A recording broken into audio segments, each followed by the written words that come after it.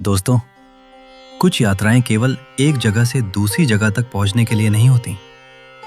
कुछ यात्राएं आपको अपने भीतर ले जाती हैं। और ऐसी ही एक यात्रा पर मैं निकला था, शिमला से किन्नौर कैलाश की ओर।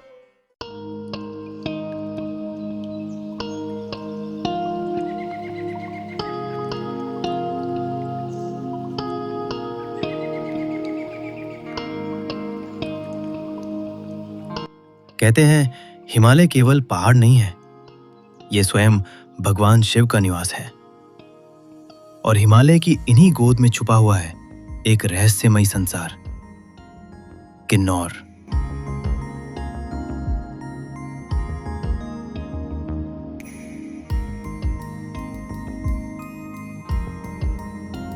सुबह का समय था।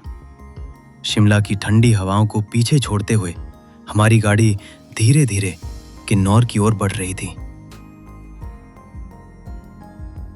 जैसे जैसे हम आगे बढ़ रहे थे, वैसे वैसे पहाड़ों का स्वरूप बदलता जा रहा था। हर मोड़ पर ऐसा लगता था मानो प्रकृति ने अपनी सबसे सुंदर तस्वीर यहीं बनाकर छोड़ दी हो।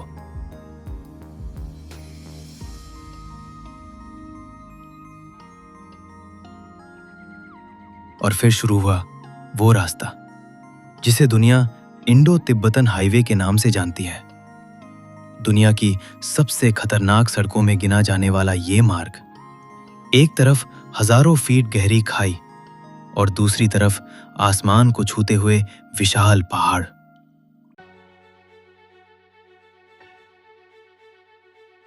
कई जगह तो ऐसा लगता है जैसे सड़क को पहाड़ काट कर नहीं, बल्कि पहाड़ के अंदर से निकाला गया हो।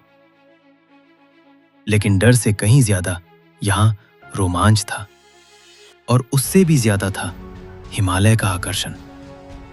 स्थानीय मान्यताओं के अनुसार किन्नौर देवताओं की भूमि है। कहा जाता है कि यहां आज भी देवी देवताओं का वास है, और शायद इसी कारण यहां की हवा में भी एक अलग सी दिव्यता महसूस होती है। कई घंटों की यात्रा के बाद हम पहुंचे कालपा, एक छोटा सा गांव। लेकिन इसके सामने खड़ी हुई किन्नौर कैलाश पर्वतमाला इसे दुनिया की सबसे खूबसूरत जगहों में शामिल कर देती है। मेरे सामने पहली बार किन्नौर कैलाश दिखाई दे रहा था। बर्फ से ढकी चोटियां, बादलों के बीच से झांकती सूर्य की किरणें, और उन सब के बीच भगवान शिव की उपस्थिति का एहसास।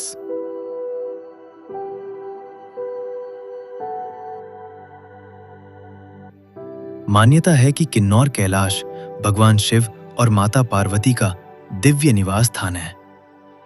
यहां स्थित लगभग 79 फीट ऊंचा प्राकृतिक शिवलिंग दुनिया के सबसे रहस्यमयी शिवलिंगों में से एक माना जाता है। स्थानीय लोग कहते हैं कि आज भी देवताओं की सभाएं इस पर्वत पर होती हैं। कालपा में घूमते हुए आपको एक अद्भुत दृश्य देखने को मिलता है, जहां हिंदू मंदिर और बौद्ध स्तूप एक साथ दिखाई देते हैं, मानो यहां धर्म नहीं बल्कि आस्था का राज हो।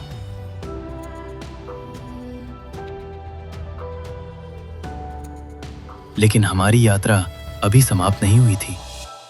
अब हम बढ़ रहे थे बसपा घाटी की ओर, सांगला की तरफ।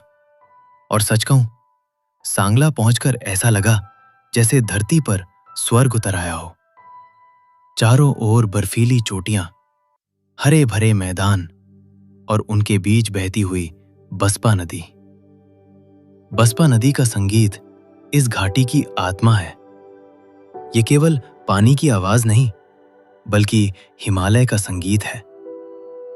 अब हमारी मंजिल थी भारत का अंतिम गांव, चितकुल।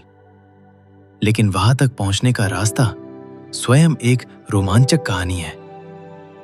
कहीं टूटे हुए रास्ते, कहीं पहाड़ों से गिरते पत्थर, और कहीं इतनी संकरी सड़क कि 2 गाड़ियों का निकलना भी मुश्किल हो जाए।